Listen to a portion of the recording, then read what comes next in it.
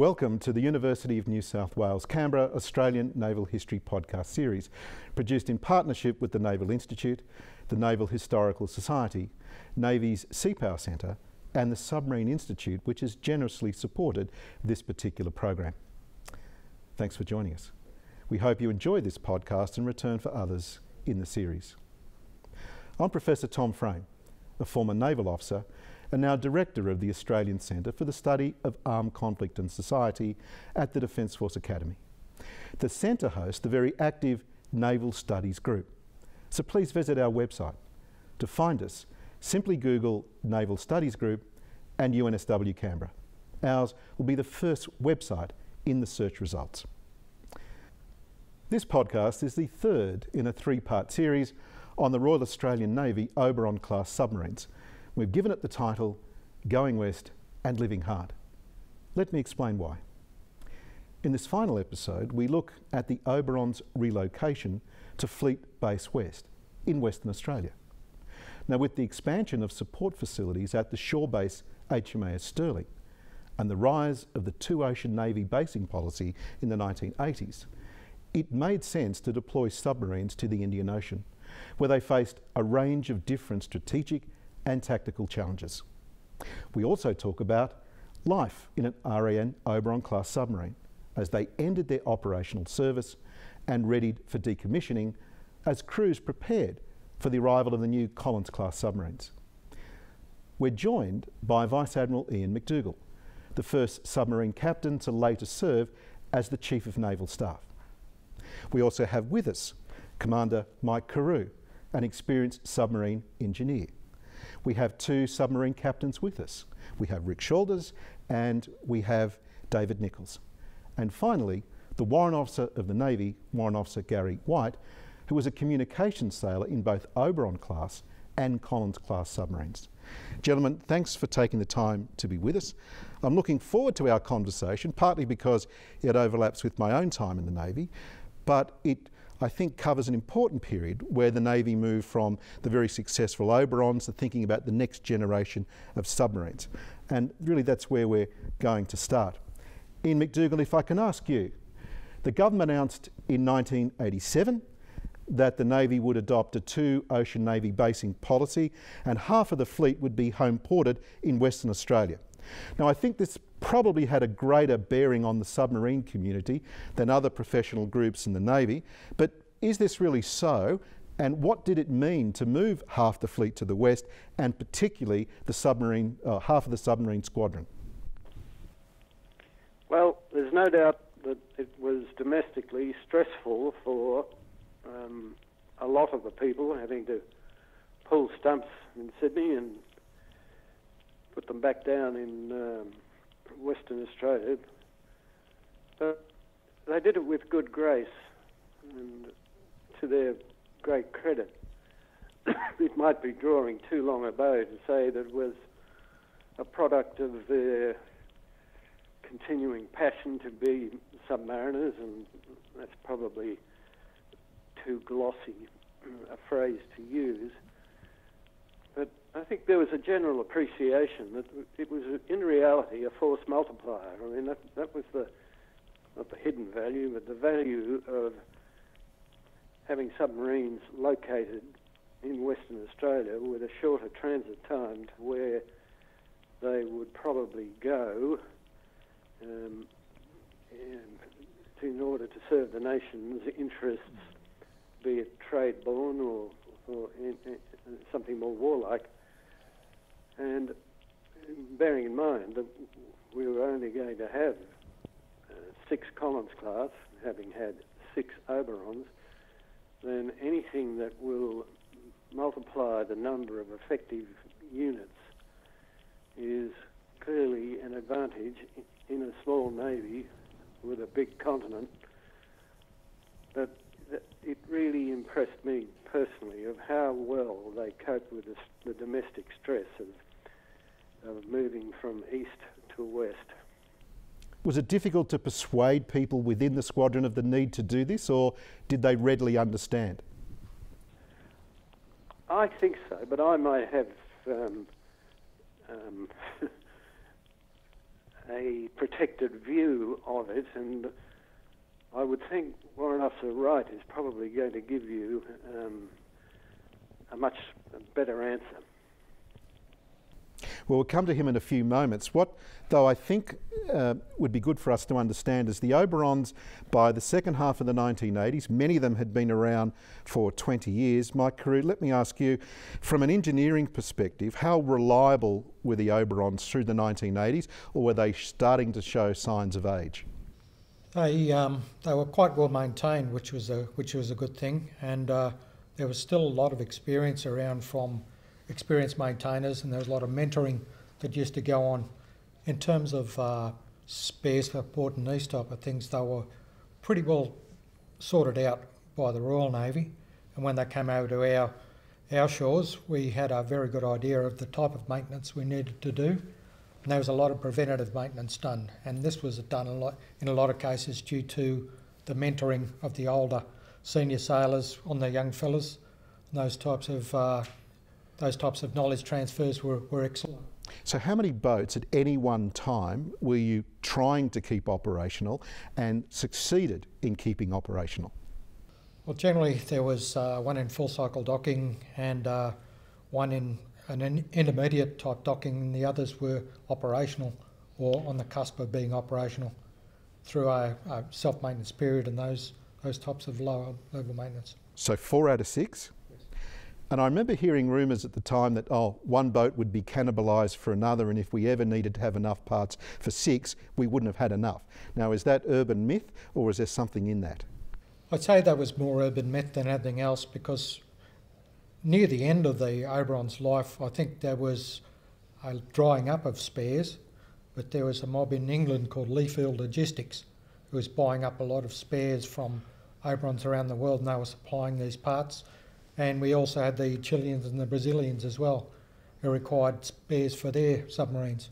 And so there was this push to centralise the spares held in UK and the spares over here. And Codoc used to be quite good at refurbishing spares. Codoc being? Cockatoo Island, yeah. And in compared to, say, the British boats and those of other people who had them, how were ours comparing in their ability to stay at sea? Well, that was the main thing. Because of the amount of spares an Oberon carried with it, it was almost autonomous.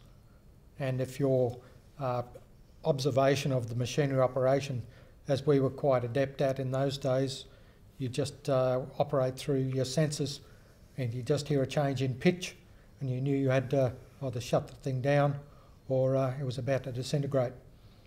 And you try to catch it very early by just your understanding of the machinery. And did you think in the 80s, well, they've got 2 years, 5 years, 10 years left in them? Or did you think that, look, they're really now starting to get to a point of obsolescence, they're wearing out too quickly? Or did engineers think, look, no, these boats have got plenty of life left in them? Oh, there was plenty of life, surely, because of the maintenance regime we placed on it. You had mid-cycle dockings, which were done after 3 years, and a full-cycle docking after 5 years. And so they were very well maintained, and we knew exactly where all the corrosion spots were, so we were quite on top of that, and the hull maintenance was quite fastidious. Would you have said then that after a full cycle it's almost a new boat? Almost a new boat, yep. So you were confident in their capacity for the next 5 years to operate. So Rick Shalders, what were the operational aspects of running submarines out of Western Australia that didn't exist when they were only run out of the eastern states of Australia? Tom, I think the biggest impact, going on to Ian's point, was obviously the transit distances. Again, the mother squadron was in Sydney, and that was a big shock to many. So there was a lot of self-help. I took Oxley over as the first home-ported submarine and just happened to live in Kim Beazley's electorate, who made that decision. But the distance to our new areas of operation was shorter. We did a lot of time away, a lot of it crossing the Bight, the Great Australian Bight, became good friends to us and Bass Strait, as well as doing a lot of operations on both coasts with the normal fleet on the east coast off Sydney and back to see Mother at the squadron in the bicentennial year, as it turned out. And then also working with the WA ships, those early old destroyer escorts that we had to practice ASW on, or they had to practice ASW on us. So there were a lot of things. The transit, there was a lot more time at sea, I think, for the West Coast boat, both from Oxley and then I home ported again Orion. So that both of those boats spent a lot of time at sea with a very small squadron support staff till we shifted the squadron in about 1993. Now, for those watching this who have never been to sea in a submarine, can't imagine what it's like when it gets really rough in the Bight or in Bass Strait. Do you stay on the surface or do you hide? Preferably you hide or dive if possible, but a lot of our transits were very time constrained and we had to time it as well as we could. Some of the transits were horrendous, crossing the Bight, as some previous speakers have talked about. Peter Horrobin, I think, was famous for losing his sonar dome crossing the Bight. But it was normal, and we just got on with it, and those long transits to Asia were the same. So if it was really rough and you were going straight into the weather and you left Sydney and you were going over to the west, what was the longest passage if everything was against you? I think the longest would have been about 2 weeks if you had to slow down because of the storms or whatever. And people usually wanted to get home because they adopted WA as their home, or Fremantle and Stirling. As Ian said, there was a big shift. A lot of people to this day have stayed and settled in Western Australia, which became the home of the submarine service. So yeah, there were some long trips. Again, sometimes we had to slow down to work with the surface fleet, that last bit of operational training. 92 wing, the RAF P3 Orions became our best friends crossing the Bight, which we couldn't do without them working with us. So again, that transit prolonged, those exercises prolonged the transit. And in your view, as someone who took the first boat over there, were the arrangements such in the West that you could say, yep, this was prepared for well and executed nicely? I think the base itself we'd visited for many years, from about 1980 onwards with submarines and of course the surface fleet. So it was well set up. The staff was minimal, but we had a couple of very good submariners who were trained and came across to Western Australia as part of the HMAS Stirling staff, who gave us tremendous support. And then we had a lot of people who flew across to the West for many years in supporting us, both squadron staff and from Navy office and fleet as well. So the fleet was set up, there was plenty of space, there was our own berth and good accommodation for the sailors who wanted to stay on that base. It won awards when it was opened. And of course for the families who couldn't afford to buy in Sydney, even in those days, the housing was an opportunity for them at that stage. Rockingham looked good. Rockingham looked good. Many didn't. Many shunned that, but others went to all places south and north of the river. So from 1988 onwards, it was a great opportunity for many people. I've got to ask you this: the passage into Platypus and the passage into Stirling. Did you miss one and prefer the other? I certainly missed Sydney. The passage into Sydney, I'd have to say, is probably the best in the world for those who've done it. Stirling and Western Australia, it's pretty flat. There's not a lot of nice things to look at, heading down past the refinery, the grain silos, and then heading on to Garden Island itself. So it was very different, but people tuned to it very quickly and loved it. And Gary Wight, you have a perspective I think that's interesting from 2 points of view. First of all, as a communications sailor, so you obviously had a different tempo of operations in the eastern states and in the west as a communicator. So can you say something about that, and also just how you and your colleagues found the transition from east coast basing to west coast basing? Yeah, maybe if I can start with the second part. You can't underestimate the apprehension that was there in the early days. If I remember rightly, the government made the announcement about the two-ocean policy in 1987, if I remember rightly. So in those late 80s, although we kept our people, and it's something that I remember quite fondly, we kept our people very well informed in the submarine community. We weren't in the business of, keeping bad news a secret, hoping it's going to get better over time. And we were very good at just being very open and honest with our people. So even the able seamen knew what the what the game was in those early days. But did some choose not to go? Like of just course. thought, I'm just not going. And so what proportion of people do you think made that decision and didn't go? Did you get a sense of, like, is it a handful or a quarter or something like that, or was it hard to tell? The number of people that said they wouldn't go, and that's it, I'm done with submarines, I'm leaving, was much greater than the numbers that ultimately left. And I think it goes back to some of your comments. When we got to the West, a lot of people actually quite liked it. Having platypus and having your own community was very important to submariners, and that's a slightly different point that I'll talk to in a moment about when we move to the West. But from from some of those points around being able to afford a home, and the lifestyle in the West was very different to Sydney. But we were a community that enjoyed the stability of Sydney and the stability of platypus. So it was a shock to us, and there were a lot of sailors who said, were very open and said, no, I will not go west. And so their postings would have been a submarine, platypus, platypus, a submarine, the same as the aviators with Melbourne when it was burning and turning, and Albatross. It was the same for submariners? Yeah, pretty much, yeah. And it's, it was a different time, obviously. Some enjoy the gypsy life, they like moving around Australia, but for the main part, submariners, I think, we really cherished platypus, and we enjoyed that lifestyle and that stability. So it was different.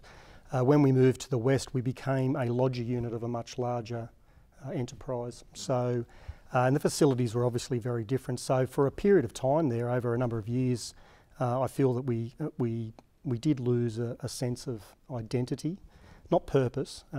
We were still very clearly focused on what we were there to achieve, but the dynamic was very different. The context was very different, and we did have two submarine communities for a while. And the comms, how did it go being a comm sailor? Were you getting bored at times in the West because there weren't as many ships, or was life always busy as a communicator? Some would argue that when we're deep, submariners enjoying their percolator and sitting back reading books, and the comm wasn't that busy. But no, look, it didn't really change, to be honest. Whether you're talking to 2 ships or 4 ships, it didn't really make much difference. The nature of comms didn't change.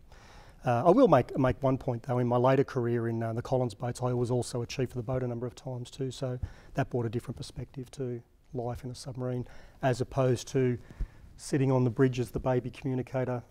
Being shouted at? No, not really. No? I wasn't really shouted at. I mean, often, only when I didn't pay attention. I probably deserved it, but it was just a different lifestyle compared to later on being a chief of the boat of a submarine.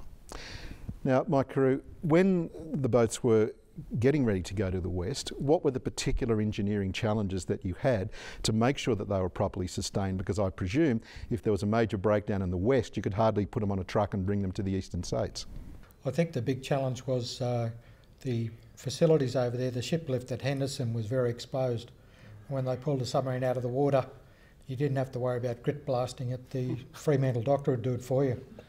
So the amount of grit flying around there, so that must have had a downside though. Of course, yeah. When you open your hydraulic systems and those sort of things, you get a lot of grit in, so there had to be like a tent put over the submarine, and that was a particularly big challenge, and bringing spares on board that would tend to be contaminated with grit, so there was this I really had to be careful with maintenance over there and maintaining your integrity of your equipment when you brought it on board.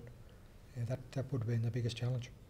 And did the engineering community think when the Two Ocean Navy basing policy was announced as, oh, this is just going to be too difficult, we're too well set in the eastern states, we've got Garden Island, all the facilities, previously having had Cockatoo, we're going over to the West, this isn't a good idea and they'll scrimp and save on infrastructure, or was there another view?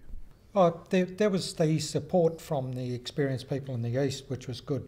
So they were transportable over to the West, but I think there was a challenge for them as well, because a lot of them had family on the East Coast, and they had to transit over to, say, do an immediate docking on a submarine in the West over at Henderson, and so they'd be there billeted in the West, away from their families. So there was that type of issue as well. But they're fairly stoic creatures. They got over it and got through it. So there's been no in your experience and what you observed, there were no structural problems, there were no major organisational problems that stopped, precluded or prohibited submarines from operating in the West. And as Admiral MacDougall was suggesting earlier, it was a good thing to do, we did it, and it was done well. Yeah, I think there was a lot of learning as well, which was good. There was a lot of feedback loops and say, how can we do it better next time? Those type of things. So there was that as well, which put us in good stead for Collins when it was first deployed to the West. There was this understanding of what it meant to have a submarine and the amount of support that was required to, and the people required to maintain the submarine on the West Coast. If I could come now just to life on Oberons, because there'll be those that have watched the programs. This is our third. They think maybe we haven't talked about all of the things that happen in submarines that they'd like to know about, or maybe too much detail, some might think. But David Nichols, I noticed that on your lapel you have a little miniature set of Dolphins. Now that's the symbol of the submarine branch. Why do submariners have Dolphins? Why should they be different to other specialisations in the Navy? And what does it mean to be a person who has Dolphins? Well, it's very important to submariners generally to be recognised for their expertise, their professional endeavours. The esprit de corps, it doesn't matter which navy you go to in the world, you'll find the submariners have an esprit de corps. For our 100th anniversary of submarines, we had a visit from a lot of Russian submariners, and they got on extremely well with our submariners because, you know, it's that we operate in a dangerous environment surrounded by the ocean, and you all have to learn the same level of technology and information, from the lowest junior sailor to the captain. They all know that their lives can depend on any one of those guys getting it wrong. If they get it wrong, then that's very bad. So the esprit de corps is very important. And most navies have something equivalent to the Dolphins that you're wearing? We were a bit late. Well, in fact, the Royal Navy was probably the last one into the scene. We, in the Royal Australian Navy, got our Dolphins before they did. And there was a somewhat reluctance on the part of the senior officers in the Royal Navy to accept it. But they got round to it, and I think the Royal Navy just as proud now as the Dolphins as every other Navy is. Some navies have, if they have a nuclear branch and a fast attack and a ballistic submarine, they have different sorts of badges, but you know, it's just the way that they express themselves. I wear mine, even though I'm no longer in uniform, because I'm very proud of being a submariner. And I think it's important that, you know, when I So it's part of who you are. Everybody in my golf club knows I'm a submariner. Yeah. But do you think people? It is. You're absolutely right. Do you think people understand what it means to be a submariner? Although, oh, you're a kind of weird person that can endure a lifestyle that most can't. Is that part of what it is for people? You're a special person. I think, special to be meaning frank, odd. most people don't understand, and that's part of the role of the Submarine Institute, is to try and educate people through public debate, letters to the editor, and general debate what submarines do and why they're important. You know, we in the Submarine Institute have made calls recently, on regular calls on politicians, staffers, to help them to understand that when the issue of, for instance, the current debate on shipbuilding, and a lot of that to do with submarines, that they understand a bit more about those issues than they did before. So we brief them, and it's important. This particular podcast of 3 episodes is going to serve to do just that, to help people understand a bit more. But I think we can do a lot more about educating our public at large about submarines. I think that is true. Rick Shalders, in your time in command and being in the squadron, briefing politicians, did they understand what submarines were about, what they could do? How did they understand the submarine perhaps as an offensive weapon, but at the same time being unable to say against whom we may have wished to be offensive? I think every occasion that I had the opportunity to brief people, with the exception of Kim Beazley, who had a unique understanding of submarines, their strategic impact, and the two-ocean basing policy.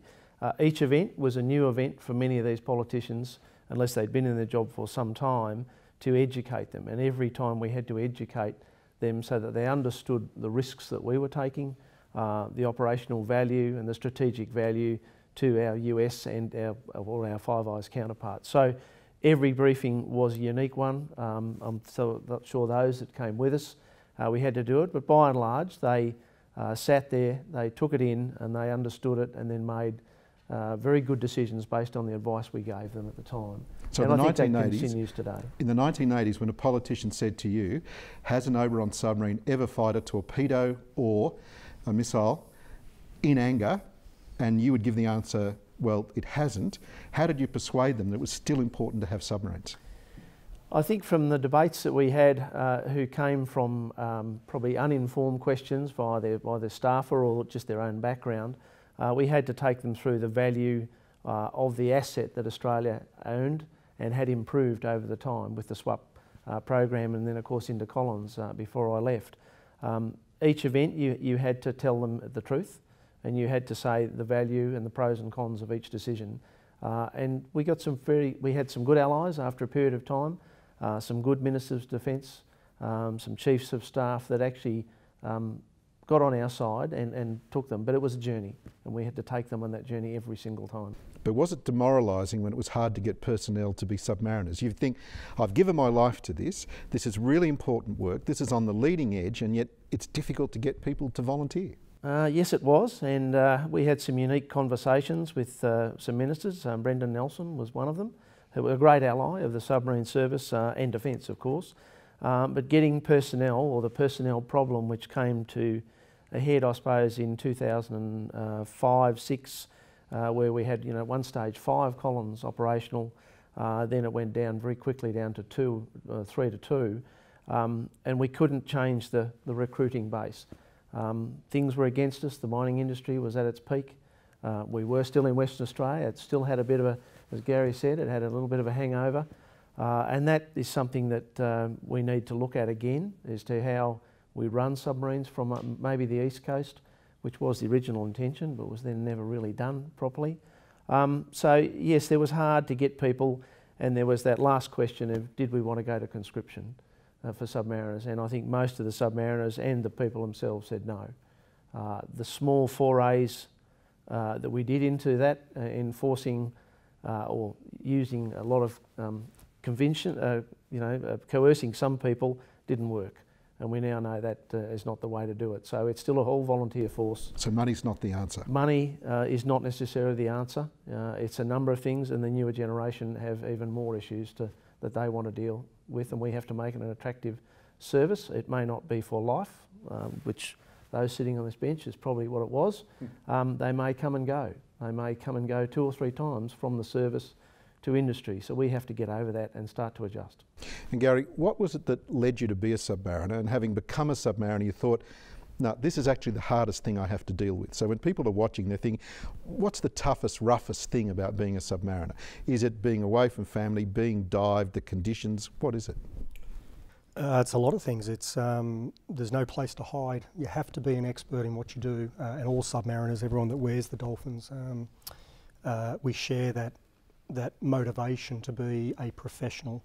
It takes one person's mistake to potentially result in tragic circumstance. So we understand that. So it's hard, and anything that's hard, some people are going to balk at. However, it's an incredibly satisfying. To this day, I've achieved some things in my career, and I'm quite proud of them. But I mean this quite sincerely. The proudest day in my naval career was the day that I was given my Dolphins. And it's something, a question you asked earlier about what it is to be a submariner. Do people understand what it is to be a submariner? Unless you wear the Dolphins, unless you've gone through that journey and achieved that, it's an incredibly hard thing to explain. For me personally, I vividly remember the day I chose to pursue to be a submariner, and I actually joined to be a meteorologist, and they disbanded that within weeks of me joining. So I was, there was no message in that for you. 3 or 4, when I joined, you didn't join as a radio operator or signal, they told you what you were going to be. So I was particularly good at flags and flashing light, so they were going to make me a signalman. And I still remember the submarine recruiting team were doing their latest recruiting drive through Cerberus, and the Warrant Officer, I forget who it is, but who it was, but who should be named nameless, perhaps. No, he made a good decision, I think, because I remember him coming into our classroom and saying, all you signalmen, I want you to go to this submarine. And our petty officer said, well, what's the point? They're going to be they're going to be signalmen. He said, let them go along anyway and listen. Anyway, so I went in and I sat in the back of the auditorium. I listened to these stories of, wine, women and song and all this extra money, which wasn't actually the driver for me personally, but it was a good thing. But the person speaking would touch his nose every so often. He'd say, look, I can't really tell you what we do, and then he'd sort of talk a little bit to it. And this is pre-Gulf War days, so I sat there and thought, look, if I'm going to spend some time in this organisation, I want to do something that matters. I want to do something for real. I think I might want to be a submariner. So the next day, mysteriously, I could no longer read flashing light or understood flags. The school was onto me. It took me about 2 weeks of having that conversation, and I was threatened to be kicked out of the Navy, but I stuck to my guns, and they reluctantly let me transfer to be a radio operator, which then opened up the path for me to be a submariner. And do people now, with the Collins class and since they've arrived, are there people that say, oh, I'm an Oberon sailor? Is it still a kind of badge of honour that I was in Oberons? You might have been in Collins, but I was in Oberons, and there's almost like a divide. I mean, I imagine it'll go soon when Oberon people have all paid off. But is there a bit of that? There is a little bit of that, but it is becoming less, and it's never been an issue. You know, if you look on social media, and submariners like to get on there and have our opinions on things, and there was a bit of that for a number of years, and us and them, but ultimately what won through was a respect for dolphin wearers, regardless of what class of submarine you serve in. So I've actually seen a shift in the last couple of years, and again, it's just my observations of Facebook and other social media, but there are quite a lot of old school submariners now saying, hey, you know, back off. These people are submariners too, they're part of our community, and that's been good. You know, that's won through in the end. It was never a mean-spirited thing, but it was this badge of honour that, you know what, I was on Oberons and I did it pretty tough. I would argue that an able seaman on a Collins, if you think about the scheme of complement on a Collins and an Oberon, the major change in those schemes of complement were the removal of about 15 or 20 junior sailors. You know, the wardroom and the senior sailors mess fundamentally didn't change that much, but so the remaining junior sailors, their workload increased considerably. So they may argue that their life was even a little bit harder. Now, Rick Shalders, just a question for you before I ask the panel, just for one lasting legacy of the Oberons. In 1988, I think it was, there was an incident on board at Tama where 2 submariners were lost. I think they're probably the only 2 lost in those kind of circumstances. Can you tell us something about the impact of that incident on submarine operations more broadly? Tom, I think the 1981 was the original, the first one, which was Christopher Paslow, and that was the engine run-on incident. That changed our operations and our training for sea quite dramatically. At that stage, we had people come back from the United Kingdom and been trained through a very arduous sea training group proposal. We then professionalised that group, from my memory, very quickly in the squadron, and that incident was played over and over again for training of every submarine that we subsequently worked up. I think there were some other changes, and Mick may know more, but some engineering changes on breathing apparatus, the positions of those breathing apparatus. Simple things like smoke curtains became far more formalised. Now it's called OH&S or WHS. So that was the Paslow incident. The one that you're referring to, the Atama, the 2 young sailors died off Sydney. It changed the way, again, another jolt to the system on safety procedures and following the rules quite rigidly. So there were a lot of a lot of problems that the Board of Inquiry looked at for that submarine that caused the loss of those 2 sailors. A bit like Swiss cheese, all the holes had to line up, and unfortunately some rules were broken, procedures weren't followed, there was too much rushing about, a lot of conflicting things trying to be done at the time. But it certainly changed our operations, the administration of people going outside the pressure hull. To this day, no one exits the pressure hull, visitor, otherwise, Prime Minister without a life jacket, fully briefed, checked and double checked before they exit the pressure hull, and also re-entering the pressure hull. So again, it was always there, but when people don't follow the rules, then those 2 deaths occurred. So it's a big reminder, reminder that in the end submarine operations will always be potentially dangerous if people don't observe procedures. It was, and I remember being up at HMAS Watson at the Swiss, I think, on the day. The weather was horrendous, going outside Sydney Heads, and I could see the submarine going, and then subsequently learnt what happened later on that afternoon. It was a great shock to the submarine squadron. We had to take stock very quickly, not just changing procedures, but looking at the whole of our safety procedures, how clear and present that danger was if you didn't follow the rules. And that applied not just to the safety of manoeuvring around inside the submarine as a person, but some of the things we did, some of the operational things we did. We probably put in operational risk management a little bit more rigidly than it had been done in the past. So yes, it was a great catalyst to do things, yet another step of professionalism up above. And again, that led us into the Collins class, and then we adopted the SubSafe program, which Mick can talk about for the engineering checks. Yeah, a big shock to the system, having seen the death in 1981, and then to have that in 1987 was just shocking.